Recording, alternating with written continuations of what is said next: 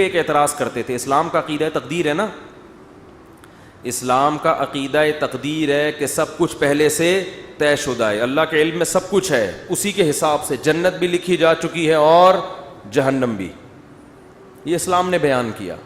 ہم اچھی بری تقدیر پر ایمان رکھتے ہیں, ہمارے ایمان کا حصہ ہے, ہمارے ایمان کا جزو ہے.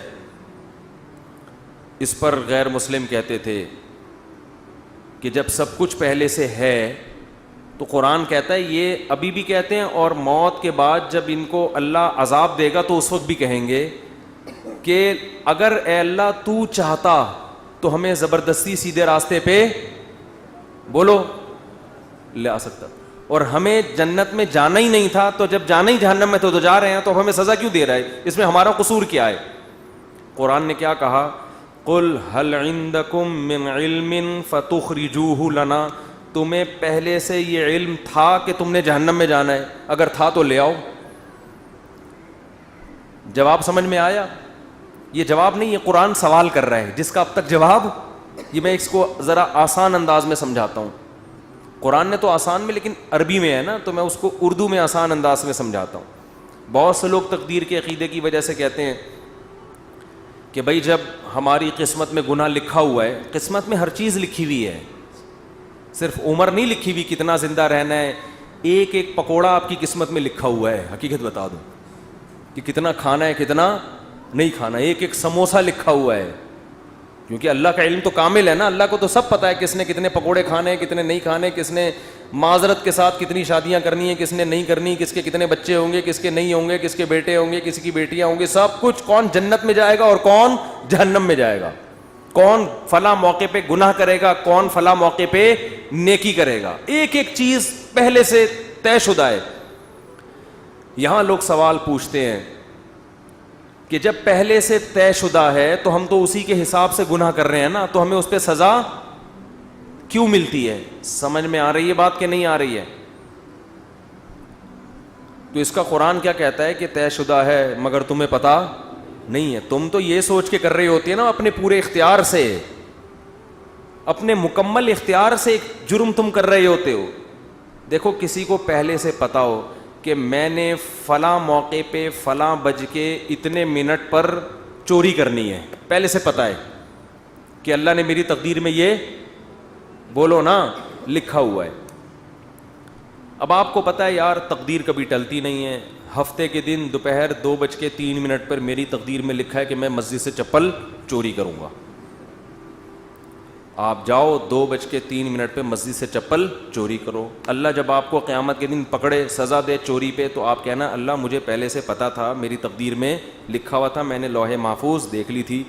تو اللہ آپ کو سزا نہیں دے گا, کیونکہ اللہ نے خود کہا ہے کہ لوح محفوظ میں جو چیز لکھی ہوئی ہے وہ چینج نہیں ہو سکتا. اللہ میں تو مجبور تھا, مجھے پتا تھا, میں نہیں بھی کرتا تو مجھے تقدیر کھینچ کے لاتی اور میں چپل چوری کرتا. لیکن آپ کو پہلے سے پتا نہیں ہوتا. جب پتہ نہیں ہوتا تو آپ اپنے اختیار سے کر رہے ہوتے ہیں. سمجھ میں آ رہی ہے بات؟ اپنے اختیار سے جا رہے ہوتے ہیں, اپنے اختیار سے چپل چوری کر رہے ہوتے ہیں, اپنے اختیار سے پکڑے جاتے ہیں. اس کی مثال اور آسان کر کے, ایک دن کیا ہوا, زید نے بکر کا قتل کر دیا. زید نے کیا کیا؟ بکر کو قتل کر دیا. ہفتے کے دن 2:03 پہ آپ نے زید کو پکڑ لیا, بیٹا تو نے بکر کو قتل کیا ہے, ہم تجھے کیا کریں گے؟ قتل کریں گے سزا کے طور پر. زید کہتا ہے دیکھو بکر کی تو عمر اتنی تھی, بکر نے اس سے زیادہ زندہ نہیں رہنا تھا, ہمیں پتہ ہے ہر آدمی کی عمر پہلے سے طے شدہ ہے. تو زید نے تو اتنے ہی سال زندہ رہنا تھا. حدیث میں آتا ہے ماں کے پیٹ میں جب بچہ ہوتا ہے تو پہلے سے فرشتہ لکھ کے چلا جاتا ہے کتنے عرصے کے لیے زندہ رہے گا یہ.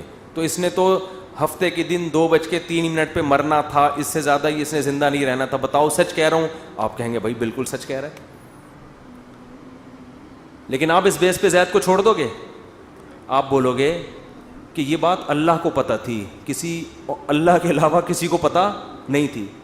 تیری نظر میں تو وہ ابھی زندہ رہنے والا تھا, تو نے تو اپنے اختیار سے جا کے اس کو 2:03 پہ قتل. یہ تو قتل کے بعد پتہ چلا ہے کہ اس نے زندہ رہنا تھا, تجھے تھوڑی پتہ تھا. اگر زید کی سمجھ میں یہ دلیل نہ آئے نا اور کہے نہیں نہیں نہیں میں نے تو مارنا ہی تھا, تو آپ زید کو بولے ٹھیک ہے پھر ہم تجھے قتل کرتے ہیں, اور جب تیرے وارثین آ کے پوچھیں کہ کیوں مارا تو ہم کہیں گے اس لیے کہ اس کی عمر اتنی ہی تھی, اس نے اس دن اتنے بج کے اتنے منٹ پہ مرنا ہی تھا. یہ دلیل زید اپنے خلاف کبھی بھی نہیں مانے گا, دوسرے کے خلاف مانے گا. تو اللہ فرماتے ہیں کہ تم جو دلیل اپنے خلاف نہیں مان رہے دوسرے کے خلاف کیسے مان رہے ہو, اور میرے خلاف کیسے مان رہے ہو؟ کیونکہ جب انسان گناہ کرتا ہے تقدیر میں تو لکھا ہوا ہوتا ہے, مگر لکھنے سے پہلے اس کو نہیں پتا ہوتا کہ یہ لکھا ہوا ہے. کرنے سے پہلے وہ اپنے اختیار سے کر رہا ہوتا ہے, اسی پہ اس کو قیامت کے دن سزا ملے گی. اور جب سزا ملے گی تو وہ کہے گا اللہ تو لکھا ہوا تھا. اللہ کہے گا هل عندکم من علم, پہلے سے پتا تھا کہ لکھا ہوا ہے. اور اگر اب بھی کسی کے سمجھ میں نہ آئے تو پھر ہر چیز لکھی ہوئی ہے نا, صرف گناہ تھوڑی, کھانا پینا بھی لکھا ہوا ہے. صبح ناشتہ چھوڑ دو, آپ صبح کا ناشتہ چھوڑ دو. بیگم پراٹھا بنا کے لائی, چائے بنا کے لائی, نہیں کھاؤ. بیگم لکھا ہوا ہوگا تو حلق میں اترے گا. بیگم کہے گی کم بخت,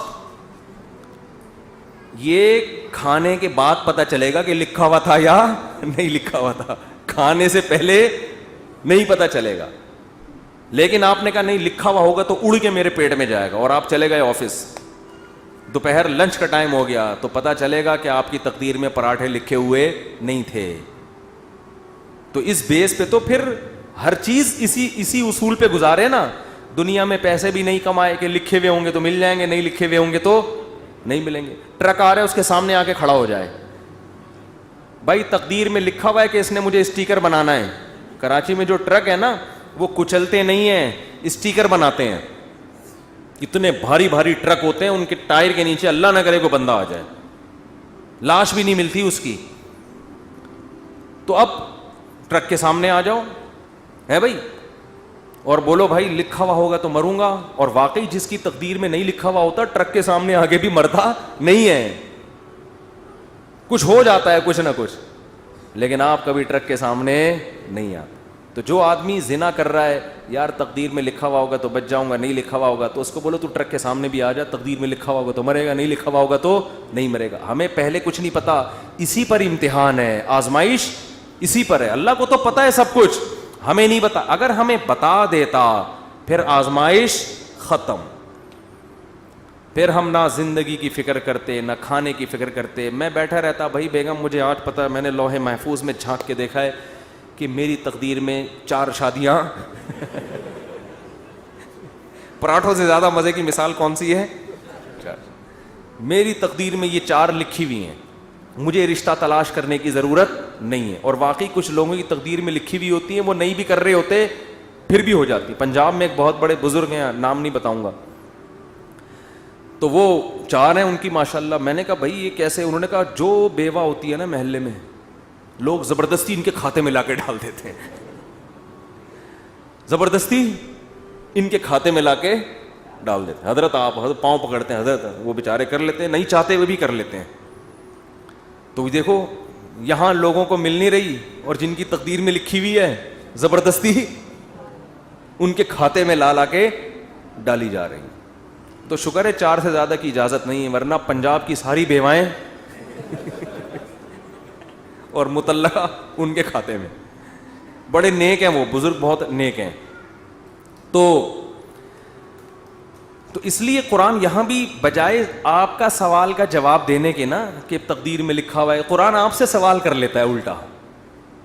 تو یہ بھی ایک دلیل سے بات کرنے کا طریقہ ہوتا ہے کہ آپ اگلے کا سوال دینے کے بجائے آپ کہیں چل مان لیا تیری بات ٹھیک ہے, لیکن پھر ہمارا اس پہ یہ سوال ہوتا ہے, اس کا تو جواب دے. وہ قیامت تک بوکھلاتا رہتا ہے, اس کے پاس اس کا جواب نہیں ہوتا. تو ہمارا ایمان ہے, ہمارے ایمان کا حصہ ہے یہ چیز کہ ہر چیز پہلے سے طے شدہ ہے, جنتی بھی جہنمی بھی سب کچھ. کل میسر لما خلق لا, حدیث میں آتا ہے کہ جس کو اللہ نے جو جہاں کے لیے بنا ہے نا اس کو ویسے اعمال کی توفیق ملتی ہے. اب ہمیں نہیں پتا ہمیں اچھے اعمال کی توفیق ملے گی یا برے اعمال کی, کر کے دیکھ لو. اگر اچھے اعمال کرنا شروع کر دو گے اس کا مطلب جنت لکھی ہوئی ہے, برے کرنا شروع کر دو اس کا مطلب جہنم لکھی ہوئی ہے. تو یہ آپ اس لحاظ سے تقدیر آپ کے ہاتھ میں ہے, کیونکہ ہمیں علم نہیں ہے. اور اللہ نے یہ قرآن میں جگہ جگہ کہہ دیا لا یظلم ربک احدا, تیرا رب کسی پہ ظلم نہیں کرے گا. ایک آدمی جنت میں جانا چاہتا ہے, میں زبردستی اٹھا کے تقدیر کی وجہ سے جہنم میں پھینک دوں, ایسا نہیں ہوگا. اور ایک آدمی جہنم میں چھلانگ مارنے کی کوشش کر رہا ہے اور میں اس کی تقدیر میں لکھ دوں کہ یہ جنتی ہے, نہ نہ نہ, ایسا نہیں ہوگا. تیرا رب کسی پہ ظلم نہیں کرے گا. سمجھ میں آ رہی ہے بات کہ نہیں آ رہی؟ تو میں قرآن کا انداز بتا رہا ہوں کہ قرآن بسا اوقات سوال کا جواب دینے کے بجائے کیا کر لیتا ہے, سوال اٹھا لیتا ہے. تو یہ ہمیں اس سے سبق ملتا ہے کہ اہل باطل کے ہر اعتراض کا جواب مت دیں, بلکہ الٹا ان سے سوال پوچھنا شروع کر دیں. سمجھتے ہو؟ یہ بھی ایک جان چھڑانے کا, یعنی صحیح طرح سے جان چھڑانے کا طریقہ ہے کہ تم بھی تو ان باتوں کا جواب دو نا. جیسے موسیٰ علیہ السلام سے فرعون نے یہ کہا کہ الم نربک فینا ولیدا ولبثت فینا من عمرک سنین, اے موسیٰ آج تو میرے سامنے مجھے نصیحت کر رہا ہے, مجھے غلط کہہ رہا ہے, تو میں نے تجھ پر احسان کیے کہ بچپن سے تجھے اپنے محل میں پالا, تو میرے ان احسانات کا جواب چاہیے. تو موسیٰ علیہ السلام نے بجائے جواب دینے کے الٹا فرعون سے سوال کر لیا ہے بھائی, تلک نعمت تمنها علی ان عبدت بنی اسرائیل, اے فرعون یہ نعمت بھی تو ہے کہ تو نے صدیوں سے میری قوم کو غلام بنایا ہوا ہے اور ان کے مردوں کو قتل کر رہا ہے, میری قوم کی عورتوں کو زندہ رکھتا ہے اور مردوں کو کیا کرتا ہے, قتل. تو ذرا بیلنس کر کے دیکھ لے, ٹھیک ہے نا, بہت مشکل ہے بات سمجھانا. تو کیا کر لے, پلس مائنس کر لے. یہ ایک احسان اگر مان لیں اس کو احسان ہے کہ میں تیرے محل میں پلا بڑا ہوں, تو یہ جو میرے ساتھ میری قوم کے ساتھ ظلم ہو رہا ہے یہ بھی تو میری ذمہ داری ہے کہ میں اس کے خلاف آواز اٹھاؤں. تو فرعون یہ جواب, اس جواب کے بعد فرعون کیا ہو گیا, مزید کوئی احسان نہیں گنایا کہ تو نے اس دن میرے ہاں کھانا بھی کھایا تھا, اس دن ٹھنڈا پانی بھی پیا تھا, اس دن یہ بھی ہوا تھا, اس دن تو بیمار تھا تو میں نے تیرا علاج بھی کرا. فرعون نے کہا یہ ایسی دلیل پیش کر دی ہے کہ بھائی سینکڑوں انسانوں کے قتل کے مقابلے میں یہ کیا اس کی حیثیت ہے, اتنے لاکھوں لوگ میں نے مار دیے جان سے. تو اہل باطل کی کوشش ہوتی ہے ہمیشہ آپ پہ سوار رہے ہیں, تو بجائے اس کے کہ باطل کو اپنے اوپر سوار ہونے دو, باطل کے اوپر سوار ہو جاؤ کہ تم تو اتنے صبح و شام اعتراضات, یہ بھی غلط, یہ بھی غلط, یہ بھی غلط, یہ بھی غلط. تو تمہارے اندر بھی تو بہت ساری غلطیاں ہیں, تو ان کو فیس کرنے کے لیے باطل کبھی تیار نہیں ہوتا. اور ہم اس غلطیوں کا جواب دیں گے جن کو تم غلط کہہ رہے ہو, حقیقت میں وہ غلط نہیں ہے, اس کے تو ہم جواب دینے کے لیے تیار ہیں, لیکن ہم بتا رہے ہیں کہ تمہارے اندر تم نے جو کچھ کیا ہے ہم اس کا جواب اس کے لیے تیار نہیں ہوتے. تو یہ سیاستیں ہوتی ہیں, چالاکیاں ہوتی ہیں. سمجھتے ہو بات کو؟